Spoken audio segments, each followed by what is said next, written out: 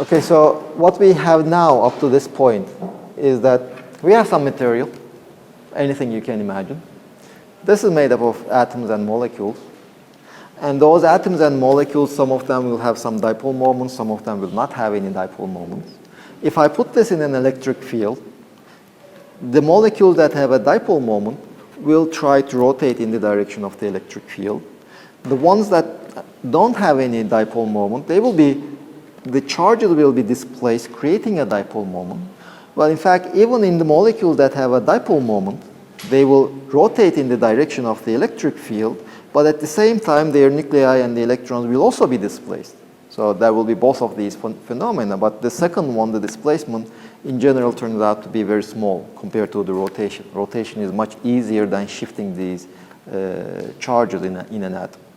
And at the end of the day, I will get a system that has a total dipole moment. And we said that we define this property called polarization.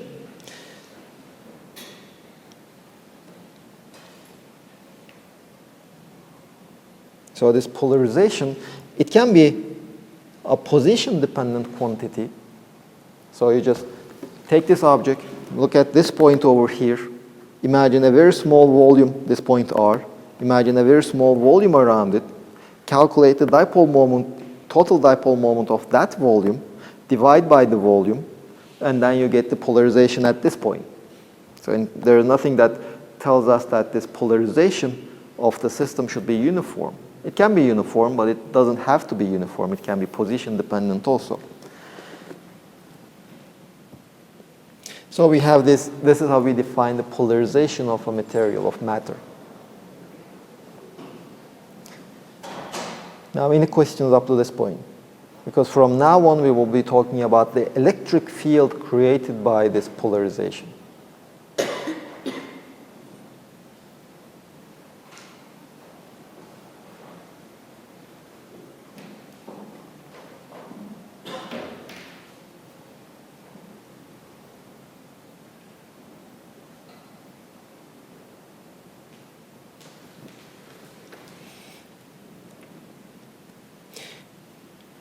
So we have this material.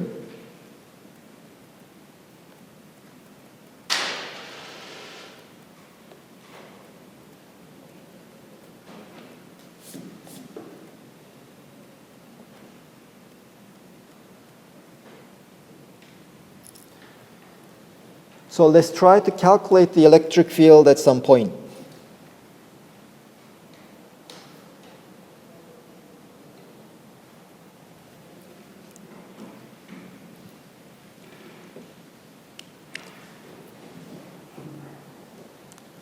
And so if you imagine this small volume over here, it has a dipole moment, which is nothing but the polarization at that point times the volume. I'm at a faraway point, so I can say that the polarization at the point R, let's say this is R prime, the electric field at the point R, created due to this dipole moment, will be nothing but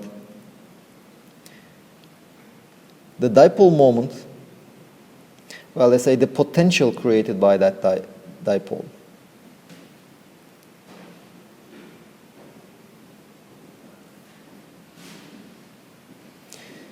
The dipole moment, scalar product with R minus R prime, divided by R minus R prime cube. This is the potential created at this point due to this dipole moment of that very small volume. And we can write this in terms of the polarization or the dipole moment density. It is the polarization at the point R prime, R minus R prime over R minus R prime cube times delta V. This is not the, okay, let me, then the total dipole moment, total potential, we can just obtain by summing them up. This is equal to the integral of the polarization times r minus r prime divided by r minus r prime cube integraled over r prime. This is the total potential.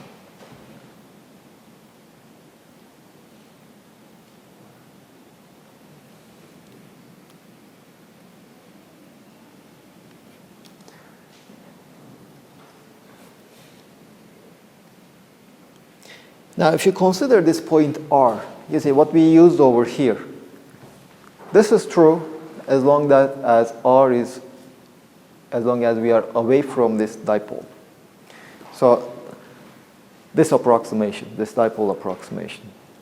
And if your point is out of your material, you are away from all the dipoles. So this expression is true whenever R is out of your material, because you are away from all the dipoles anyway. Now, when you are in the material, you see, let's say this is our point. This is our observation point. Well, things get a bit more complicated, because now if you just imagine this very small volume around your observation point, okay, you have the dipoles over here. They are very far away from your observation point. But you also have these dipoles just nearby. And for these points nearby, you cannot really use the dipole approximation. But then there is another complication. You see, if you look at the electric field inside your material, you see, you have your matter. You are looking at the electric field inside this one. Well, your point might be very close to an electron, for example, but if your point is very close to an electron, then the electric field will be enormous. But the next point will be very close to a nuclei. It can still be enormous, but pointing absolutely in the opposite direction. So the electric field, exact electric field in matter, will be very fluctuating a lot. Just you have one point where you have one electric field. In the neighboring point, it will have another electric field, which can be, the magnitude can be completely different. It can be pointing in a completely different direction. And this fluctuating electric field, we cannot actually even measure it.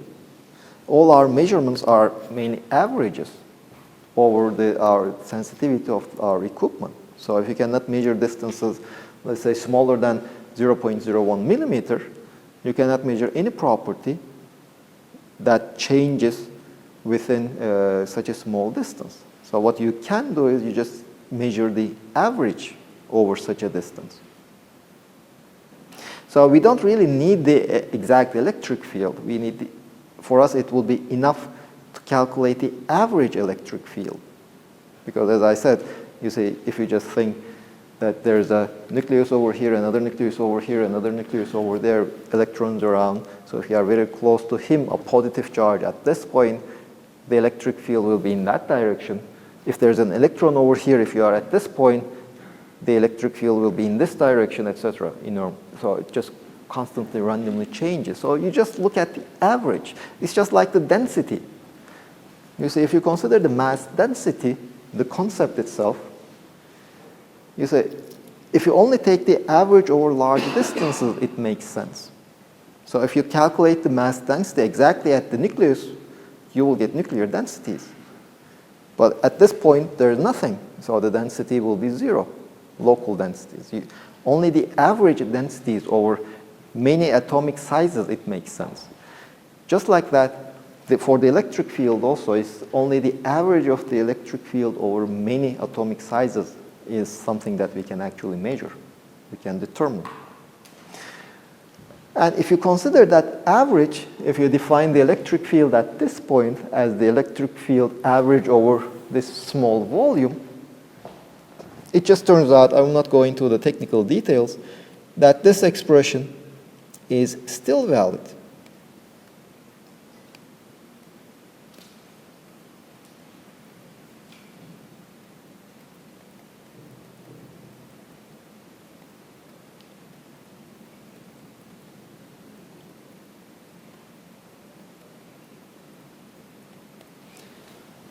This expression is always valid whether R is inside our material or outside the material. The only thing is, inside our material, we should interpret this as the average potential, averaged over many atomic sizes. So this is the one that we will be using.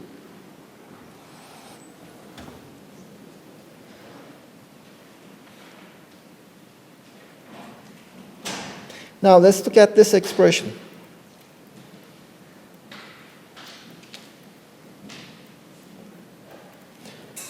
Well, it looks like the expression of the, I have 1 over 4 pi epsilon zeros over here.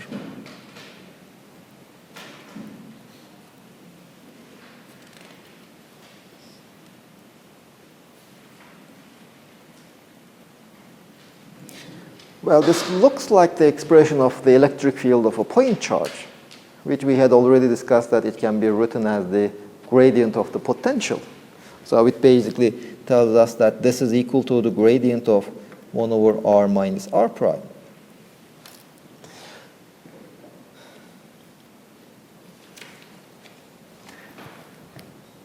So just like if you just review our discussions about the electric field and the potential of a point charge, you will, or if you just take the derivative explicitly, you will see that this is nothing but the gradient with respect to this coordinate, not this one, of 1 over this distance. If you take the gradient with respect to this one, just put a minus sign. So the potential at the point R turns out to be 1 over 4 pi epsilon 0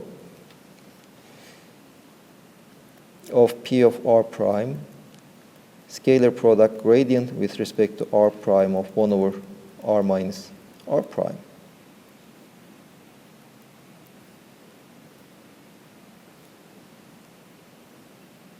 Integrated over r prime. Now I will just do an integration by parts basically. I will write that integral as the gradient with respect to r prime, or the divergence with respect to r prime of the polarization divided by r minus r prime minus 1 over r minus r prime, the divergence of the polarization, integrated over the volume of my material.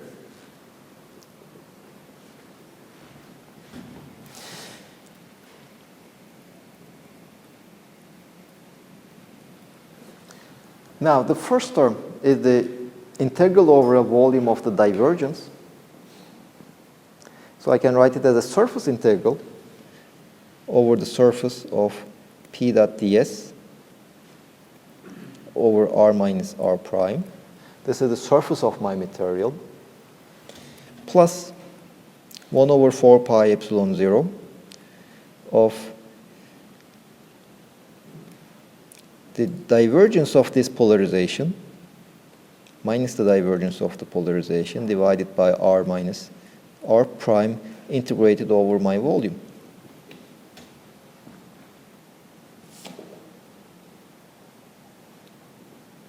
Well, you see, this looks like this expression, 1 over 4 pi epsilon 0,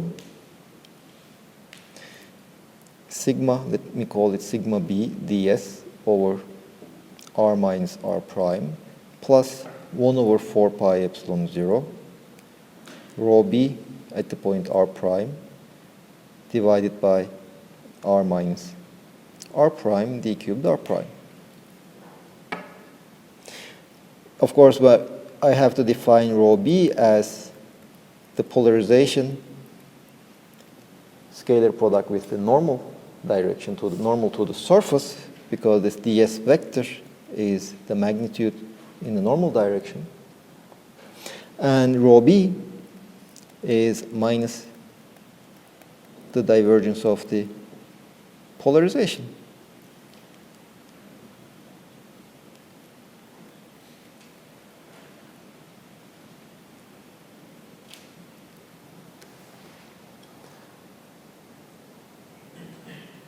This is the potential created at the point R due to the polarization of my medium.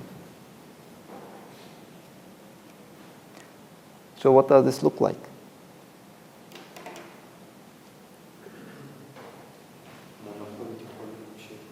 Not really.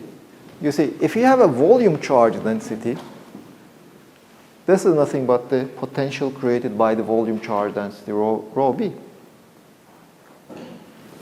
If you look at this term, well, if you have a surface, take a very small patch of the surface. That small patch of the surface has a total charge, surface charge density times the area, divided by the distance. So basically, this is nothing but a surface charge. So this dipole, this polarization, essentially behaves like a surface charge and a volume charge.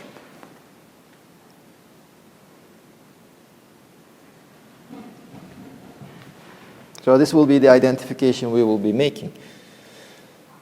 If you have a polarized medium, that polarized medium, if you are interested in calculating the electric field created by the polarization, you can do the same. You can calculate it by assuming you have a surface charge density on the surface of your material given by the normal component of the polarization, normal to the surface, and the volume charge density given by minus the divergence of the polarization.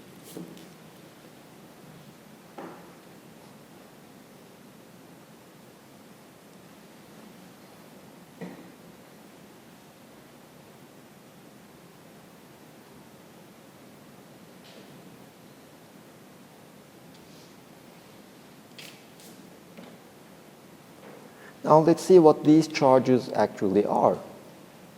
So you see what we said, that if you have your material, you put it in an external electric field. It will create aligned dipoles in your system, either due to the displacement of the positive and negative charges in different directions, or due to the alignment of the already existing dipoles. But at the end of the day, you will mainly have some dipoles in your system more or less aligned with the electric field. Now, if you plot those dipoles, dipoles are just negative and positive charges in the simplest picture.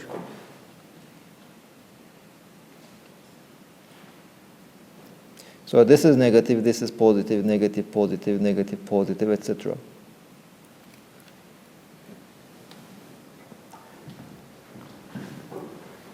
You see, at this surface, you end up having the negative ends of the dipoles. So there is actually a negative charge in this surface. And this surface is actually a positive charge. So you see, this polarization of this medium is in this direction. This is the direction of P.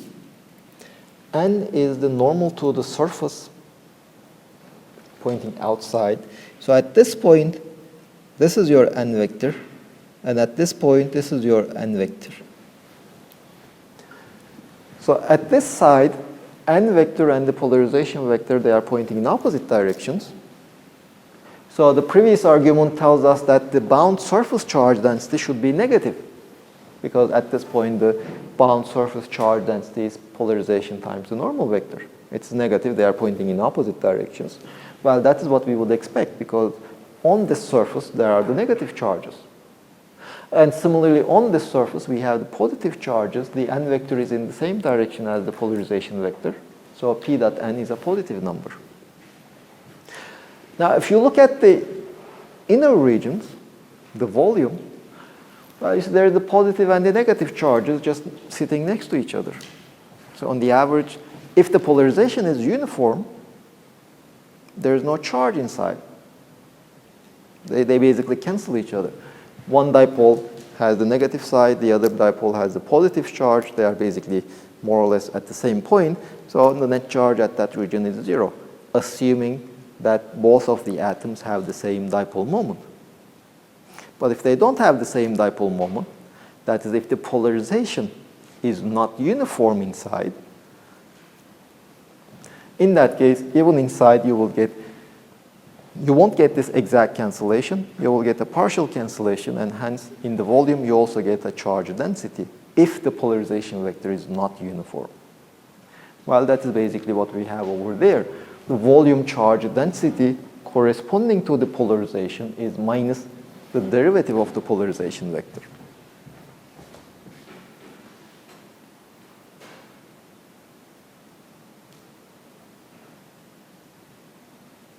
Hocam şu potansiyeli hesaplarken kullandığımız bu polarizasyona bağlı volume charge density, yani sadece içteki ortam, yani homojen olmazsa polarizasyon. Polimerler birbirine eşit olmazsa mı geçerli diyor sadece? En sağ taraf. Well, you see, if polarization vector is not uniform, we should get some volume charge density because the divergence will be non-zero if the derivatives are not zero. Yani atomların polimerleri içeride eşit olmazsa sadece Yes. Exactly. Well, the first line is basically our mathematical trick, let's say. We have the potential created by these dipoles, this expression.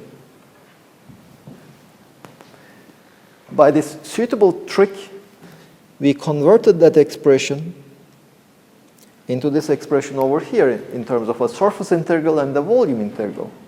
And then by using its similarity to a surface, the potential created by a surface charge density and the volume charge density, we just interpreted this, the normal component of the polarization and the divergence of the polarization as the surface charge density and the volume charge density.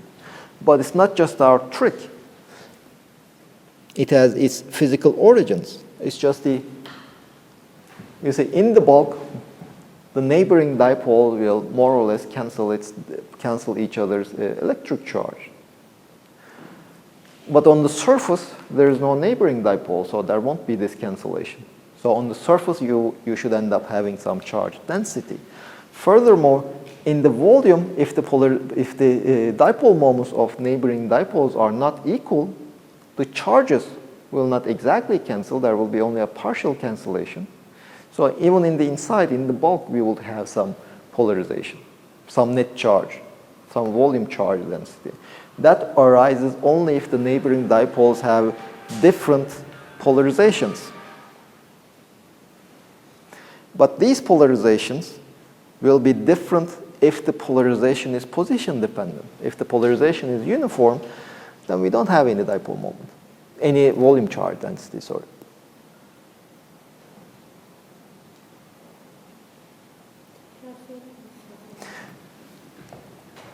You see, in the bulk, inside, the cancellation of these negative and positive charges will happen if these dipoles have the same dipole moment. If they don't have the same dipole moment, there won't be an exact cancellation, only a partial cancellation. But if there is a partial cancellation, there will be a net volume density, volume charge density at that point. Well, they will have different dipole moments. Basically means the polarization at this point is different than the polarization at the next neighboring point, because if you remember the polarization we defined as the dipole moment per unit volume. So the dipole moments here are different, means the dipole moment per volume will be different, hence the polarization will be different. So we have a volume charge density only if polarization changes from point to point. So that is this expression over here. The polarization, then the volume charge density corresponding to our polarization is the derivative of the polarization. Derivative is non-zero only if it is changing from point to point.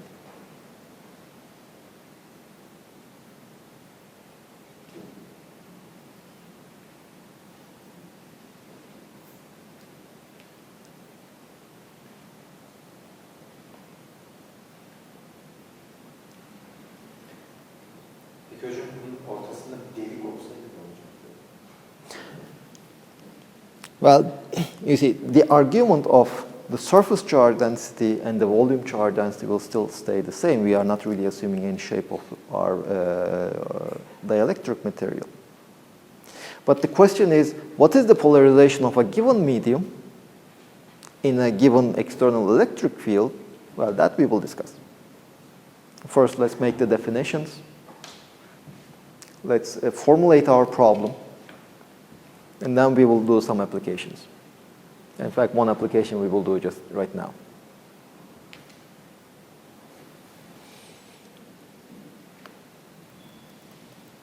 Electric field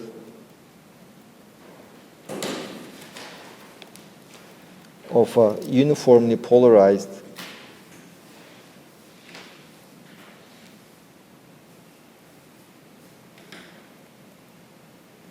sphere.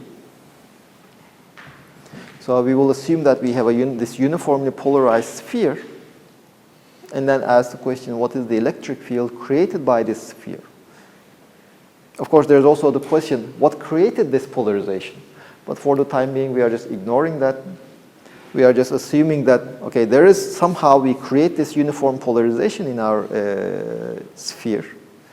So the total electric field will be the applied external electric field, which created this polarization, plus the electric field created by our polarized sphere. So to calculate that electric field, we need to calculate the electric field created by our polarized sphere.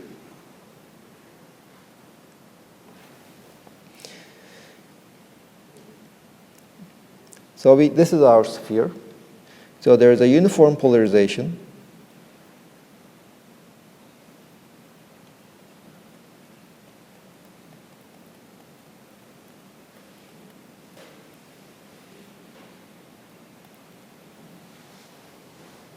P is constant.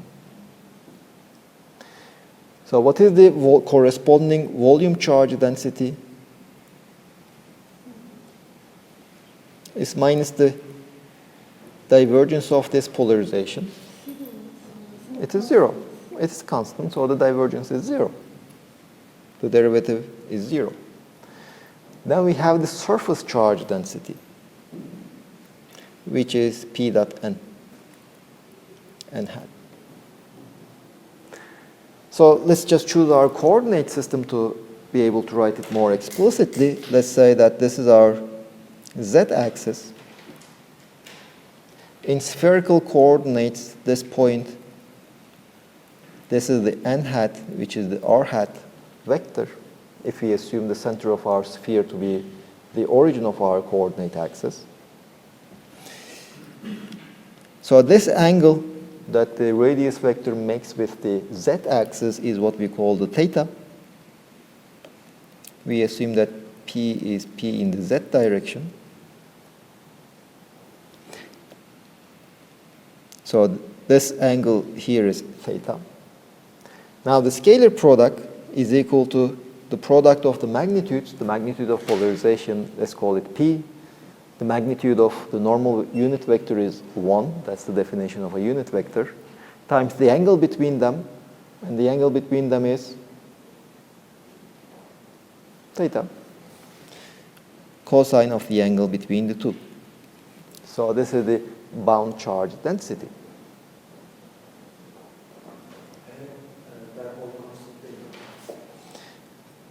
P is the polarization, that is the dipole moment per unit volume.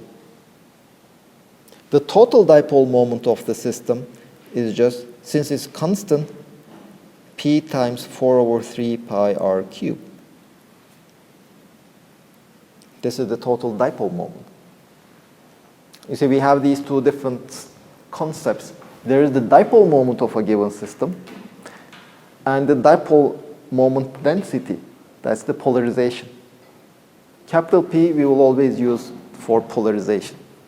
That's the dipole moment density.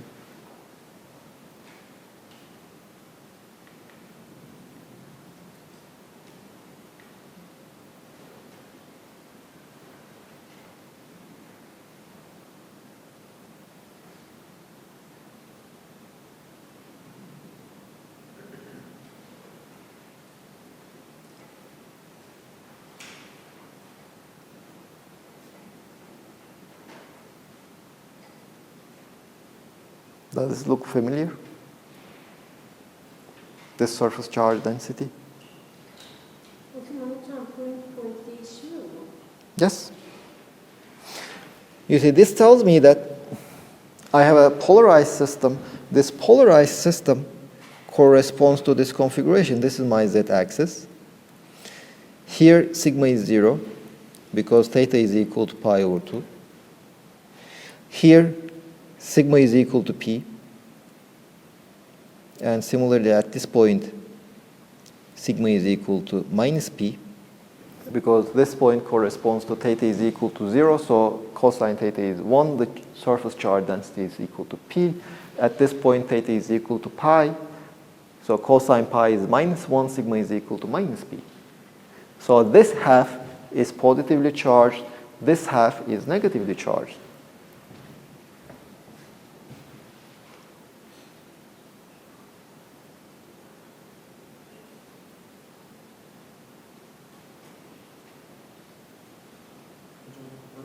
If we make the polarization from the center of the sphere, we make the polarization center of the sphere, what about? Radially out. Yeah.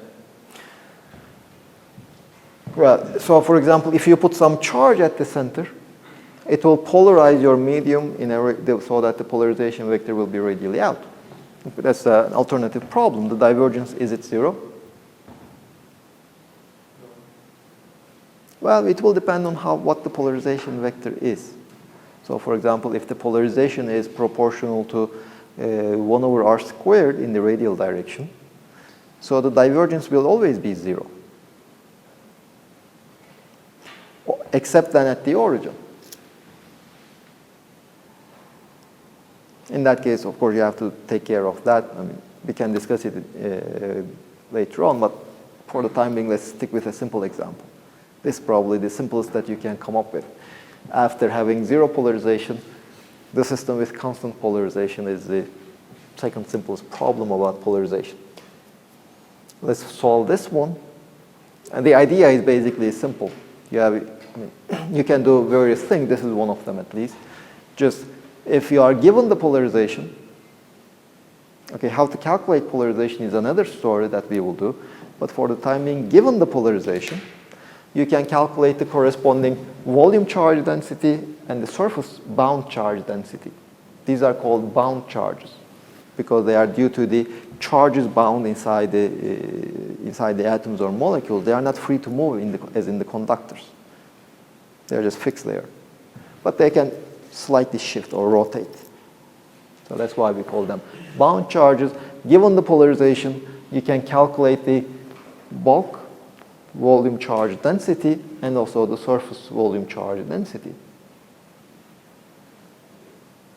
Now, once you have the surface and the bound charge densities, you can just go ahead and calculate the integrals and obtain your potential. That is one way. In this problem, it will be a lot simpler than doing that because this actually does look like one of the problems that we studied before.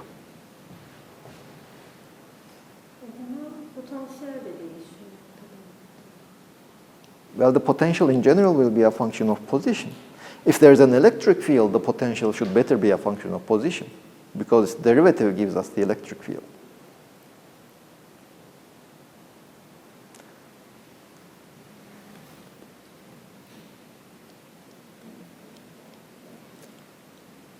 Let's do an alternative example. Let's leave that question aside for the time being. Let's look at another problem. Let's assume we have these two spheres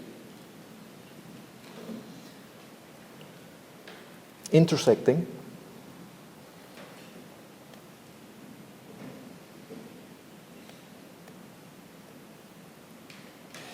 identical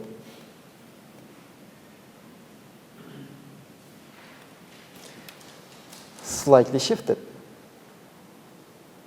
So this is the center of one of them, this is the center of the other one, and they are separated by a distance d. One of these spheres is positively charged, the other one is negatively charged. That's the problem we are looking at. What is the electric field here?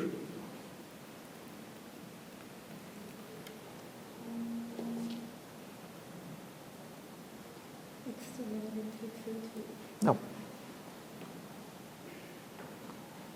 For the time being, this is a completely different problem than the previous one. We didn't finish the solution of the previous one. We will go back to it in a moment, but first let's study this problem. A completely different problem.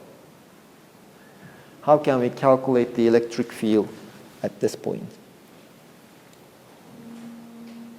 Well, let's give some names. Let me call this vector R1, this vector R2. Well, in fact, we had already calculated most of it. Well, this is a problem of superposition. We have these two. The charge distribution is the sum of these two charge distributions. So the electric field will be the electric field created by one charge distribution plus the electric field created by the other charge distribution. So this is one of the charge distributions we have. Let's call it plus the rho. This is the center. We are looking at the electric field at this point, R1. It is uniformly charged. That's our assumption. It's a uniformly charged sphere. So we had already, in the problem of the definition of the polarization of the atom, we already said that the electric field at that point will be radially out, 1 over 4 pi epsilon 0. We had assumed such a Gaussian surface. The total charge inside that Gaussian surface is 4 over 3 pi R1 cube times rho. All of that charge acts as if it is at the center. The distance is R1 squared, so divide that by R1 squared. It is in the direction of R1 hat. It's nothing but 1 over 4 pi q over r squared in the radial direction. So let's cancel this r1 squareds, and we end up having, well, the 4 pi is also cancel, 1 over 3 epsilon 0 rho r1 times r1 hat. Well, r1 times r1 hat is nothing but 1 over 3 epsilon 0 rho times this r1 vector.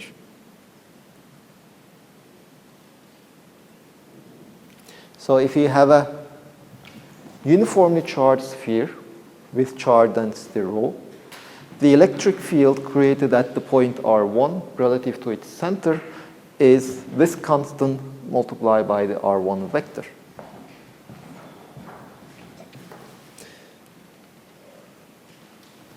So let's go back to this problem.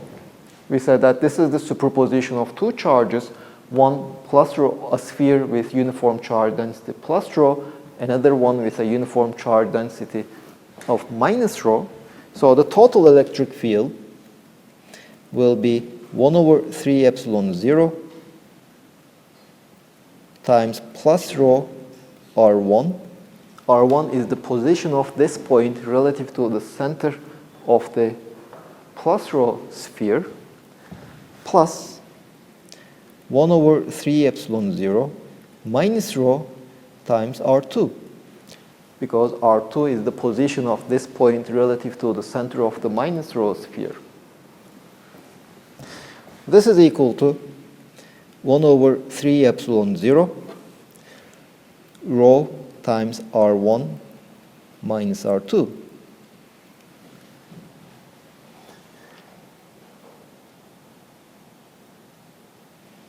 But R1 minus R2 is nothing but this vector over here. 1 over 3 epsilon 0 rho times D. R1 minus R2 is R1 plus minus R2, this vector, that gives me this vector over here, D vector. So basically, in this region, the electric field is uniform. Nothing depends on my position. Rho is a constant, D is a constant in this volume. It's uniform.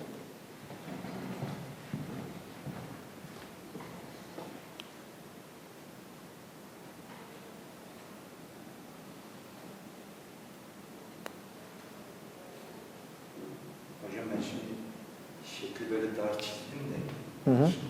noktaların merkez olmazsa ne olur peki? Well, I didn't. Well, these points are the centers. These points need not lie in this region. I mean, for example, if you, I mean, the same solution is also valid for this system. These are my points. You take this point over here, this is our R1, this is R2. In this case, this is our D. The electric field here will still be 1 over 3 epsilon 0 rho in the D direction. It doesn't matter whether this region is thick or small. In fact, here, since this distance is large, the electric field in this configuration is larger, the electric field here.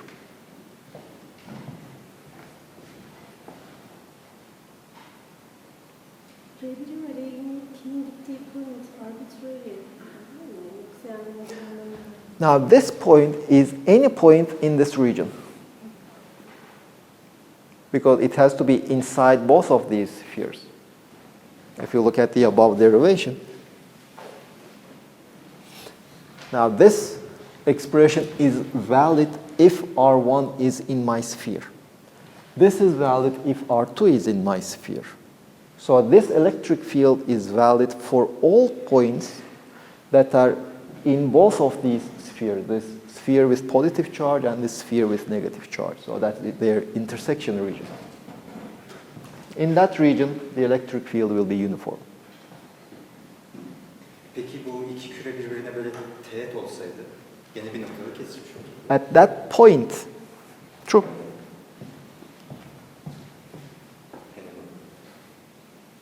Ama elektrik field discontinent olmuyor. Why? Well, you see, now you tell me what will that teach you, that example. Will it make you understand what's going on in better? No, your example, if they just touch on a single point. Now let's go back to this one. I will make one trick now. Take the limit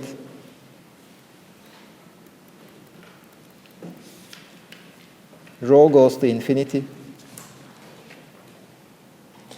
d goes to 0, but rho times d constant.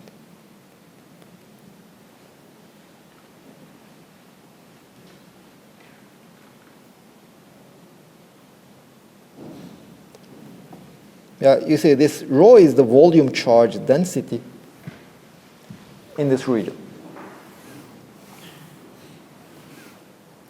As d goes to 0, d becomes very, very small. This region becomes very thin. It becomes almost a surface. The charge density, volume charge density diverges because we are taking the limit it goes to infinity. Well, that makes sense because the volume charge density corresponding to a surface charge is our Dirac delta, which diverges on the surface. So this limit basically gives us a sphere with a positive surface charge density here and a negative surface charge density on the other side. Oops, sorry, these are negative.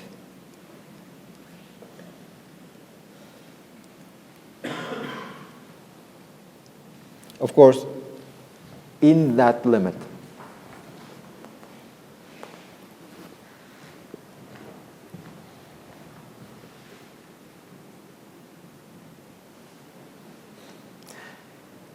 now the next question, what is the surface charge density of this configuration? Well, you see, if you look at this case without taking the limit,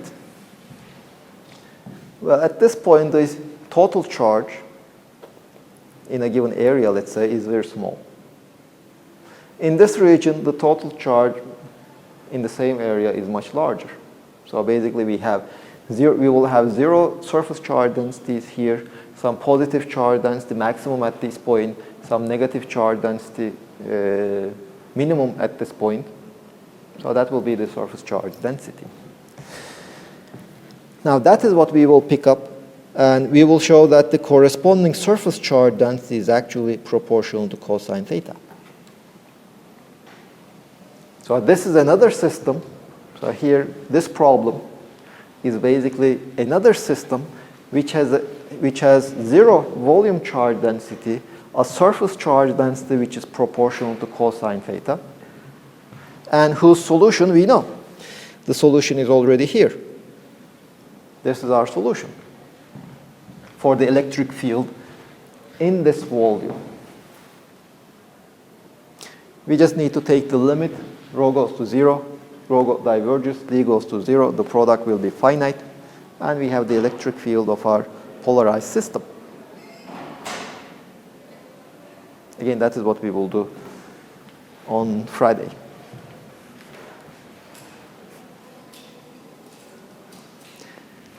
Now, any last questions about the concepts?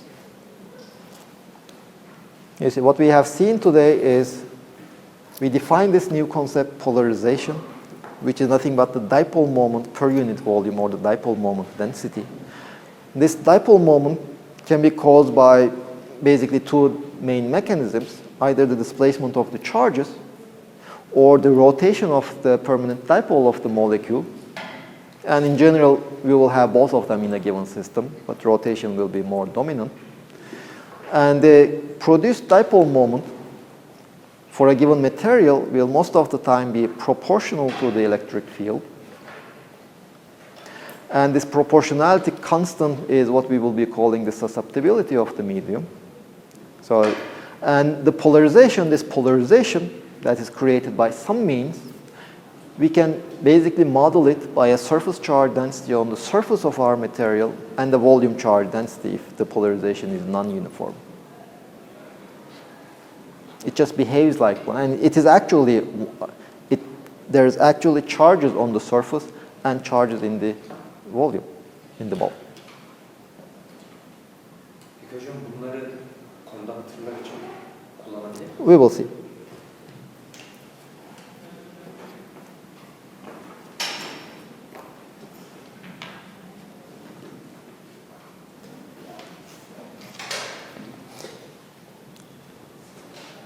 Certain limits do correspond to conductors. Certain limits of these dielectrics will correspond to conductors.